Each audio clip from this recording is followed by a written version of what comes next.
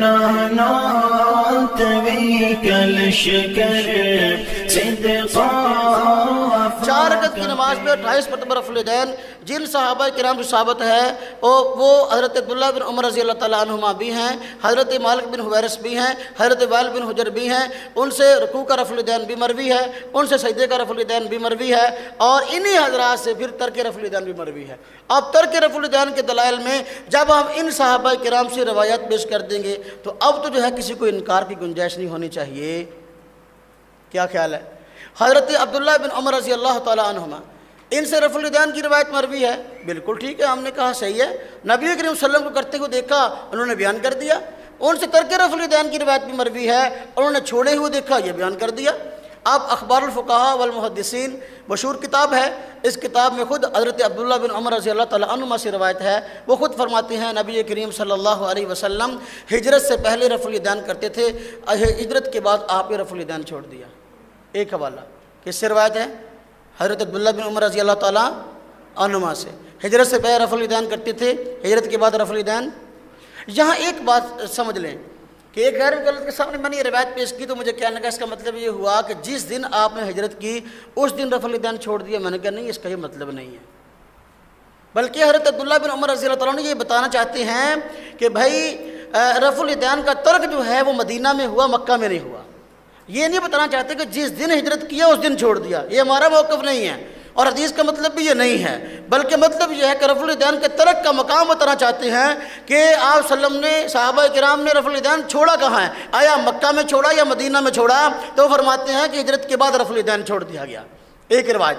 دوسری مسند حمیدی میں حضرت عبداللہ بن عمر رضی اللہ تعالیٰ عنہما سے روایت ہے، وہ خود فرماتے ہیں میں نبی کریم صلی اللہ علیہ وسلم کو دیکھا کہ آپ شروع نماز میں رفع الیدین کرتے تھے اور رکوع جاتے ہوئے رکوع سے اٹھتے ہوئے رفع الیدین نہیں کرتے تھے۔ اسی طرح مسند ابی عوانہ میں تیسری روایت بھی ذکر ہے حضرت عبداللہ بن عمر رضی اللہ تعالیٰ عنہما سے، وہ بھی یہی فرماتے ہیں کہ نبی کریم صلی اللہ علیہ وسلم کو دیکھا شروع نماز میں رفع الیدین کرتے تھے اور رکوع سے اٹھتے اور رکوع سے اٹھ جاتے ہوئے رفع الیدین نہیں کرتے تھے۔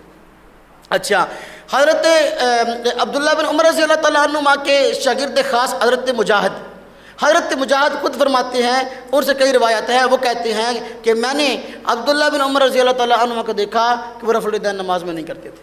ہم کہتے ہیں جو صحابی رفع الیدین کی روایت ذکر کرتا ہے تو اسی صحابی سے رفع الیدین کے ترک کی روایات ہیں۔ اب ہم کہتے ہیں اگر وہ سجدے کی روایت بھی ذکر کرے بالکل صحیح کر رہا ہے، وہ رکوع کی رفع الیدین کی روایت ذکر کرے بالکل صحیح کر رہا ہے، اگر وہ ترک کی روایت ذکر کر رہا ہے وہ بھی صحیح کر رہا ہے۔ اب غیر مقلد ہے، اس کی ایک بات کو صحیح مانتے ہیں، دو غلط کہتے ہیں رکوع کی رفع الیدین کرے تو ٹھیک ہے، سجدے کی رفع الیدین کی روایت ذکر کرے یہ بھی غلط ہے، ترک کی روایت ذکر کرے یہ بھی غلط ہے۔ ہم کہتے ہیں عجیب بات ہے، وہاں پھر جرا شروع کر دیتے ہیں صحابہ کرام پر یا راویوں پر۔ ہم کہتے ہیں صحابی نے جو ہوتے ہوئے دیکھا وہ بیان کر دیا اور ایسے ہی اپنا لیا۔ ان سے 3 طرح کی روایات ہیں، رکوع کی بھی ہیں، سجدے کی بھی ہیں، ترک کی بھی ہیں۔ اس طرح دوسرے صحابی حضرت وائل بن حجر رضی اللہ تعالیٰ عنہ، ان سے رکوع کے رفع الیدین کی روایت بھی ہے اور ان سے سجدے کے رفع الیدین کی روایت خود سنن ابی داؤد کے اندر موجود ہے، اور ان سے شروع نماز کے رفع الیدین کی روایت، باقی کے ترک کی روایت جو ہے وہ بھی مروی ہے سنن ابی داؤد کے اندر۔ آپ سنن ابی داؤد کھول کے دیکھیں، وہ فرماتے ہیں چونکہ باہر کے صحابی جو فرماتے ہیں کہ میں دوبارہ جب آیا میں نے صحابہ کرام کو دیکھا، صحابہ کرام انہوں نے سردی کی وجہ سے جو ہے گرم ٹوپیاں اور چادریں اوڑھ رکھی تھی، تو اس لیے عذر کی وجہ سے اپنے ہاتھ جو ہے وہ اس طرح سینے اور کندھے کے برابر اٹھا رہے تھے اور شروع نماز میں رفع الیدین کرتے تھے۔ کہاں رفع الیدین کرتے تھے؟ جو انہوں نے دیکھا اس کو بیان کر دیا، جو دیکھا انہوں نے بیان ہے، انہوں نے کہا کہ میں نے دیکھا دوبارہ آیا، جب پہلی مرتبہ آئے تو دیکھ لیا، سجدے کا رفع الیدین بھی کیا، رکوع کا رفع الیدین بھی کیا، وہ بھی بیان کر دیا۔ جب دوبارہ آئے تو فرماتے ہیں میں نے دیکھا سردی کی وجہ سے گرم ٹوپیاں اور چادریں اوڑھ رکھی تھیں اور شروع نماز میں اپنا ہاتھوں کو اٹھا رہے تھے، اگر رکوع کا رفع الیدین دیکھا ہوتا تو اس کو بھی بیان کر دیتے، چونکہ پہلے آئے رکوع کا رفع الیدین دیکھا، سجدے کا رفع الیدین دیکھا، اس کو بیان کر دیا، دوبارہ آئے شروع نماز کا رفع الیدین دیکھا، اس کو بیان کر دیا۔ اب کیا وجہ؟ غیر مقلد رکوع کے رفع الیدین کو لیتے ہیں حضرت وائل بن حجر کے فضائل کو بیان کرتے ہوئے، سجدے کے رفع الیدین کو نہیں لیتے اور ان کے چھوڑنے کے رفع الیدین کو نہیں لیتے۔ ہم کہتے ہیں ایک بات میں تم صحابی کو سچا کہتے ہو، 2 باتیں میں جھوٹا کہتے ہو، حیا کرو کچھ۔ یہی صحابی حضرت مالک بن حویرث رضی اللہ تعالیٰ عنہ تیسرے جن سے یہ رکوع کے رفع الیدین کی روایت ذکر کرتے ہیں، ان سے سجدے کے رفع الیدین کی روایت بھی مروی ہے اور ترک رفع الیدین کی روایت بھی مروی ہے۔ اب رکوع کے رفع الیدین کی روایت ان سے بخاری میں موجود ہے اور سجدے کے رفع الیدین کی روایت نسائی شریف میں موجود ہے۔ امام نسائی رحمۃ اللہ علیہ نے باب قائم کیا، باب رفع الیدین للسجود، سجدوں کا رفع الیدین کا باب۔ اب روایت لے آئے ان کی، وہ فرماتے ہیں میں نبی کریم صلی اللہ علیہ وسلم کو دیکھا کہ آپ نے رکوع کا رفع الیدین بھی کیا، سجدے کا رفع الیدین بھی کیا۔ بعد میں امام نسائی رحمۃ اللہ علیہ باب اپنا روایت لے آئے ترک رفع الیدین للسجود، سجدوں کا رفع الیدین کا ترک، حضرت عبداللہ بن عمر رضی اللہ تعالیٰ عنہما سے رکوع کے رفع الیدین کی روایت لے آئے۔ آپ دیکھیں ان سے رکوع کے رفع الیدین کے ترک کی روایت مالک بن حویرث سے کس روایت میں ہے، وہ آپ کو بخاری میں مل جائے گی۔ کہاں مل جائے گی؟ بخاری میں۔ اصل میں ہم اپنے دلائل کو دیکھتے نہیں ہیں۔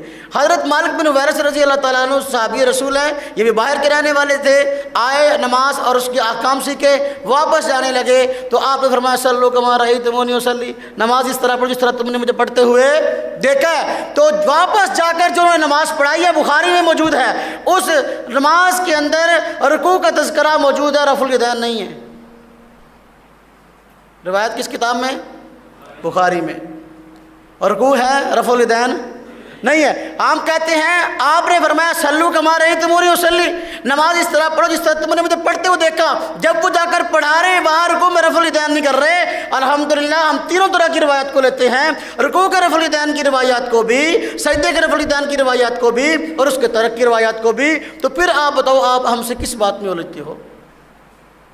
نانات بك لشکر صدقا وفاك بك